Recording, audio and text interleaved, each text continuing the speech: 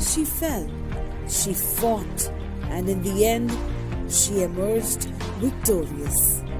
This is the woman of today, and she is made of steel.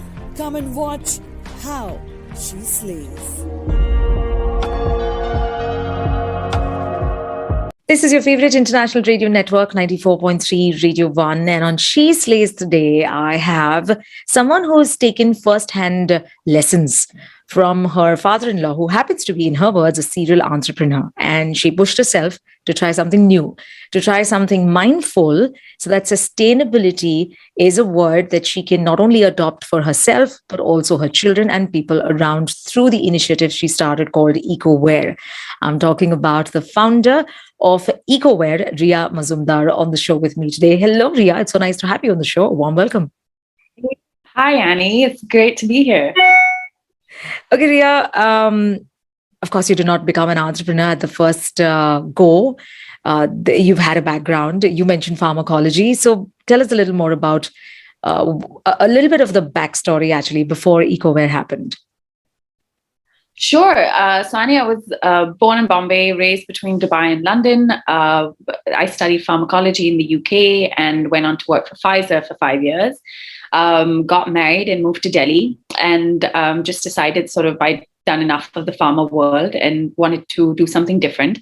As you mentioned, my father-in-law has been a serial entrepreneur and is honestly the one that inspired me to go down this journey. So decided to create impact through Ecoware. I founded this in 2009, and we've never looked back. And now I live in Delhi with my two dogs and my husband. So there we go. That's lovely. You did mention being mindful. You did mention being responsible with waste, with overuse, with generally being a little bit more careful and having the onus on us. And I think that also kind of helped you stem in this direction, because not everyone would think about coming up with ideas that were sustainable, or it is always about profit making or margins, and they have to be really huge. I don't think with the Ecoware you had that in your mind in the beginning. You had more of a social initiative sort of a thought behind it. Am I correct? Look, I think that margins and numbers have to add up and they have to make sense, because as a business, for you to be taken seriously, sure.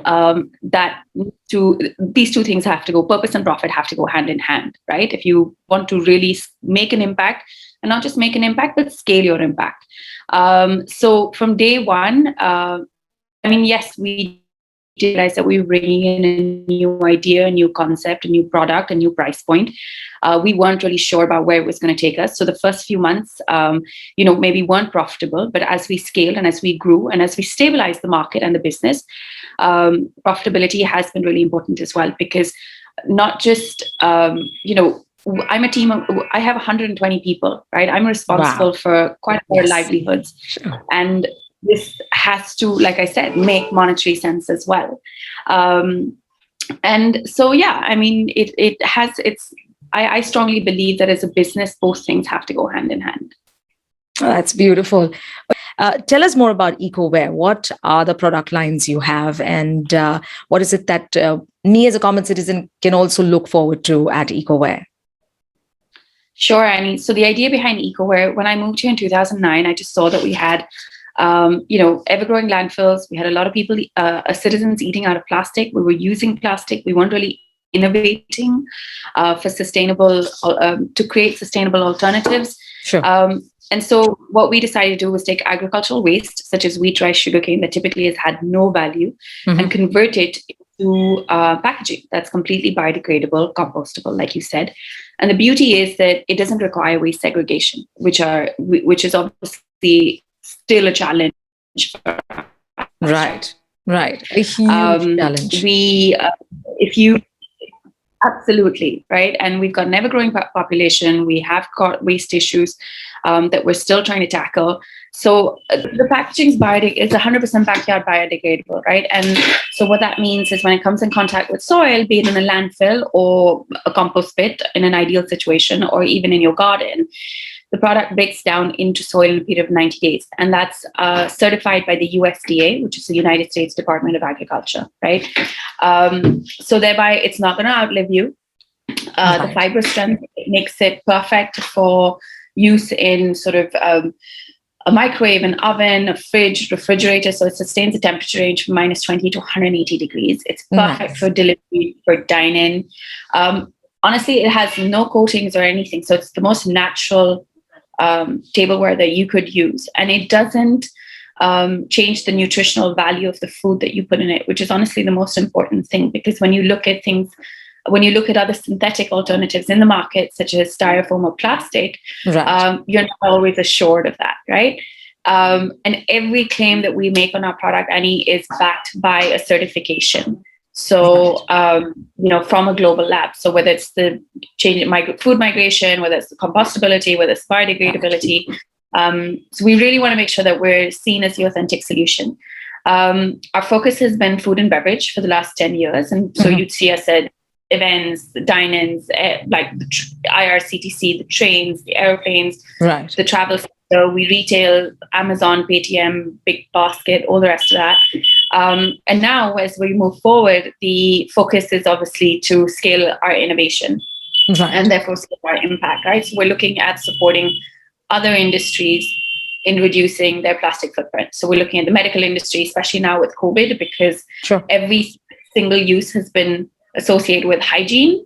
And we don't want people to be using plastic when there are better alternatives available. So we're working with the medical industry, the e-commerce industry, sustainable fashion, packaging for sustainable fashion. When across industries now, when you look at the offerings, everything, the focus is sort of whether it's good for you food, whether it's good for you clothes, it's all good for you, right? It's natural, it's organic, it's sustainably sourced. So we want to make sure that packaging keeps up with that. And that's why Ecoware comes in. All right, that's beautiful. I think we're in an era, an age, especially through the pandemic, where we have to now learn to feel guilty of these things we've been doing for the past 3 to 4 decades. We need to take action. We need to be accountable for what we've been doing to the planet, which is where climate change also comes into the picture. So I think breaking new ground with Ecoware, Rhea has been invested in this. I believe it's close to a decade or more now, Rhea? Yeah, Annie, it's been, we've been solid at it since 2009. So almost 11 years, 12 years now. Wow. So you've managed to cover everything, is what you said. Have you already reached the fashion industry, e-commerce, and the medical industry, or are you in the process of doing it right now? Because food and beverage was your focus for the past decade. So I think as a business, growth in food and beverage is quite straightforward for us, just because we've been in this space for 10 years. We've got a lot of know-how in terms of innovation, product creation, what needs to be done. And as we move forward, so the focus this year for us is definitely to innovate in these different industries, such as e-commerce and sustainable fashion. The medical industry, we started about 18 months ago, soon after COVID. So we've been working in that space, and that will slowly grow for us as well. But we're now trying to make inroads into, like I said, e-commerce and sustainable fashion as well. I mean, honestly, any industry that wants to innovate and reduce their plastic footprint. So yeah.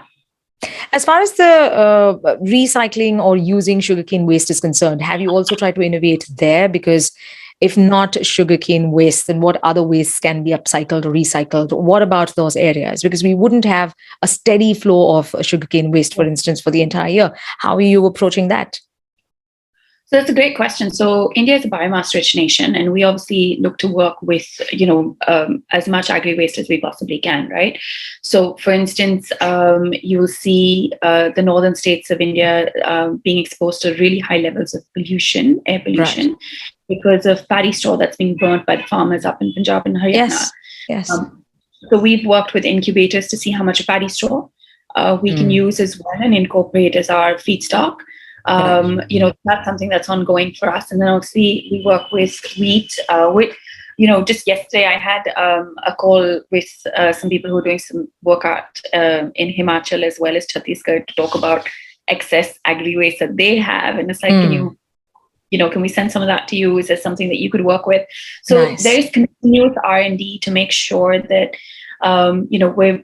we're using as much as we possibly can that's out there that's considered waste.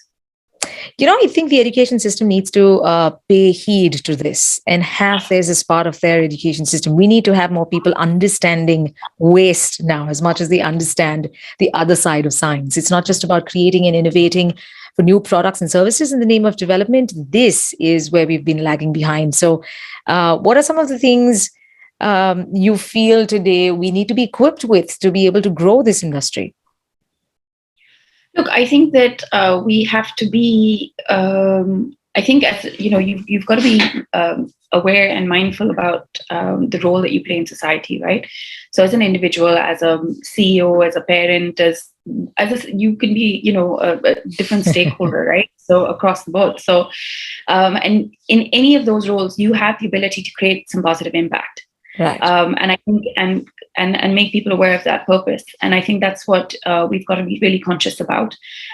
So yes, being a responsible citizen is important, but also running your business is equally important. And as a business, you can influence not just your team, your investors, your customers. I mean, you've got a whole array of stakeholders that you can have a positive influence on. And I think that we've definitely got to go from, more this rampant consumerism that we're at to conscious consumerism. Right. I often say, like, I'm probably like a horrible mother because I'm like, no, we don't need birthday balloons at our party because it's all plastic. Absolutely. It's. I mean, I know with little kids, it's very easy to give in and to say, can I have a new set of color pencils? Sure, you can. Can I have this for my birthday party? Yeah, sure, you can. But my husband and I made a conscious decision right at the start where we weren't bringing in unnecessary plastic, be it toys, be it whatever it is. We try and share and reuse amongst our friends who have got kids the same age. The schools have been great as well. I remember, my kids are now 8 and 10, but I remember, in play school that the Shera, they weren't allowed to light fire to the Ravan. They threw bows and arrows at it just because, that causes pollution, right? Right. So it's little things like that. And I think that we all have to come together as a society. And yes, in an ideal world, you would have alignment across public policy, private sector, etc. But my key thing is please don't wait. I think, Right. in India, we've always been a very frugal society. And I think I remember my grandparents reusing plastic bags and ice cream boxes and, tang boxes till death, basically. Yes. And that's what we grew up seeing. And I think that if you can create that change, then go out and do it, whether it's in your organization, whether it's in your home, or whether, in your community. Because honestly, the climate crisis is the largest, global threat that we are facing. And yes. It's affecting everybody. I mean, we saw how it just ravaged last year, basically. And we are at the turning point of this planet, and we need to create this change. We need to act differently. And I feel that, yes, the awareness is slowly growing. There are definitely more conversations that are happening. Having been in this journey for 10 years, we're seeing mindset change. But I also think that we need to start acting a lot faster and quicker. And that's what I would really urge everyone out there to do. All right. We know we have to act. We know this is happening right around us. And the onus is literally on us, not on anybody else. It's each one's individual responsibility to ensure that we're part of the same community that is thinking about sustainability and about saving our planet. Rhea Mazumdar Singhal of Ecoware, she's the founder and CEO. It's about sustainable packaging. Very easy to find it on the internet now. So is it just Ecoware? That's all I need to type in? So Annie, we're on ecoware.in. So we have our own e-commerce page there. And if you want to know more about us or our products, obviously that's the place to go. On social media, we are Ecoware India. And if you can order our products on our website as well as on Amazon. And we ship across the world. So yeah, wherever you need it, it's fine. Oh, that's brilliant. What has been your personal learning, Rhea, through the pandemic? Oh gosh, I mean, my personal learning is to live in the now. Very honestly, So true. is I think been my biggest thing is that we can that long term planning is just like okay, it no longer seems relevant. It's about if you want to Yes. do something, do it now. Yeah, absolutely. And I hope you're now ready for the quick fire round. Sure. Okay, the very first question. I know you're very, very busy because you are a businesswoman, you are a mom, wife. I mean, so many different roles you've got to play. But if you did find the time in the recent past to watch a movie on a digital platform, which one was it? And did you really like it? Oh gosh, Or the I one you haven't liked, you watched, either ways. I haven't watched a movie in ages, but I will tell you one that I've been trying to watch for months is the James Bond movie. Oh, So that still hasn't happened. all right. So you do know that you're a fan of Daniel Craig or the Yes, Bond oh, franchise. who isn't? What? No. Okay, moving on. Two of your favorite international pop stars. I could say today, but you can take your pick. Two of my international favorite pop stars. Gosh, I feel so old when you ask these questions. I feel so far removed, disconnected is the thing. Anyone you grew up So listening to, maybe you can go back in time. You're allowed to. I would say Madonna and Justin Bieber. Nice. Okay, I'll take that. What's your favorite book? One that has been impactful in your life, or one that you're reading these days? So once again, probably haven't read anything decent in ages. I think one that I loved as it was this one. I've got it on my desk. It's Pay It Ah, Clear. nice. So this What's is it something about? that it's just about entrepreneurship and doing it right, and it just made sense. So I've enjoyed reading that, and I think growing up I used to love reading. So I finished Shantaram in like a week. I loved Bikram Oh, Seth Boy. I loved Jhumpa nice. Larry, Chitra Devakaruni. Yes. So yeah, all my favorites. Oh, so cool. So cool. Who was your childhood celebrity crush? So it was a tennis player, Goran Ivanisevic. What are you saying? So cool. Okay. If you were to be a comic superhero for one day, who would it be and why? So the only one that comes to mind now is because my daughter's obsessed with the dog man. I don't know, half dog, half human superpower. But if I could be a comic hero, I've never really been into comics. Garfield? Okay. Okay. If he's okay, I'll take it. I'll take it. Which dessert makes you go weak in your knees? So dark chocolate with almonds. Anything Oh, with dark chocolate and has almonds in it. So yeah, it could nice. be anything. But yeah. Nice. Top two travel destinations on your bucket list right now. Oh my God, anywhere, anything to get on a plane and go somewhere. So I would do, where would I want to go? So somewhere in the Med, so maybe Spain, Okay. for sure.